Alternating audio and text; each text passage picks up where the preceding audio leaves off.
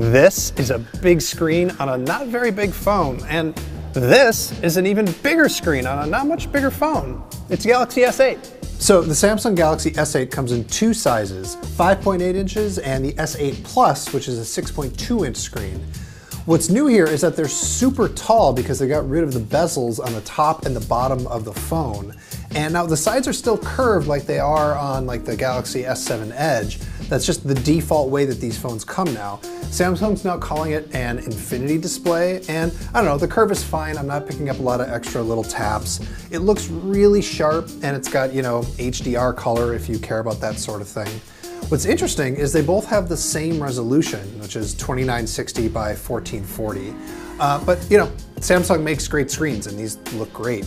Really, the thing that hits you hardest when you look at the hardware on this phone is that the whole thing just looks and feels really great. The seams are even harder to find than they are on the S7 Edge. The glass just sort of melts into the sides and they don't have a camera bump on the back. This, honestly, it feels like some of the best phone hardware I've ever used. It's way better than, say, the iPhone 7. So getting rid of those bezels on the top and the bottom means they had to make some changes. So you'll notice there's no home button here on the front. It's not on the back either. What there is like a virtual home button. Samsung has added some haptic feedback. It's kind of like Force Touch on the iPhone, but it's only right here at the very bottom. And so even if you don't see a software home button, you can still press hard on that area of the screen, and that is going to take you home. If you want to unlock the phone, you actually have 3 different ways you can do it now. Well, 4. You can do your password or your pattern as usual, but there's a fingerprint sensor on the back. It is located right next to the camera, which is a little bit hard to reach and not great if you're left-handed. And it also means you're probably going to end up putting your finger on the camera sometimes, which could cause some smudges, so make sure you wipe it off before you take a picture. There's also iris scanning, which we saw on the Note 7 RIP, which is very secure. And then there's now face scanning. I don't think it's quite as secure as the iris scanning or the fingerprint sensor, but my God, is it fast. Like, look at how fast this thing unlocks. You blink and you miss it. You don't have to wait for it to scan your face at all. It just works. They're a little bit narrower than the Galaxy S7 and the S7 Edge, and they're just a little bit thicker, but not so much that you really notice it. What it means is that they can fit in a 3000 milliamp battery on the S8 and a 3500 one on the S8 Plus. That's not exactly pushing the limit in terms of battery capacity, but I have to imagine that Samsung isn't really interested in pushing the limit in battery capacity right now after what happened with the Note 7. They also do all the stuff that you normally expect from a Samsung phone. It's got IP68 waterproofing, there's 4 gigs of RAM, there's 64 gigs of onboard storage, and yes, there's expandable storage here, and yes, there is a standard 3.5mm headphone jack.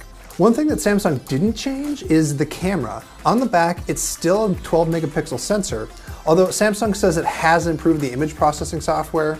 We really like these cameras on the S7. I imagine they're going to be just as good, probably a little bit better here on the S8. One thing that is new is the front-facing camera. It's now 8 megapixels and it has autofocus, which is pretty cool. When you're in the camera, you're gonna start to see one of the big things that's new in the S8. It's called Bixby and it's Samsung's intelligent agent.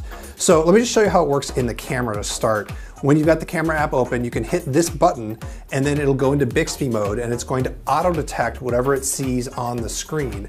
So if I pointed at some flowers, it's going to recognize that they're flowers and show me pictures of more flowers, or maybe let me go buy some flowers.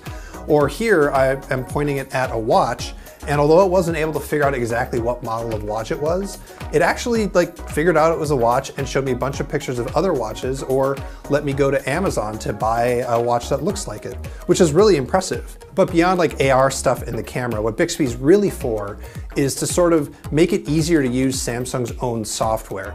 Their goal is to have anything that you would do by touching the phone, you can do by speaking to the phone. And so with any compatible app, it's of course starting on Samsung's apps. And the way that you trigger it is by holding down a side button, which is actually a really bold move. They've got a whole extra button here. And if Bixby turns out to not be that great, they've basically wasted part of the hardware of the phone on this thing. So we're gonna have to see, but unfortunately we weren't able to try Bixby yet.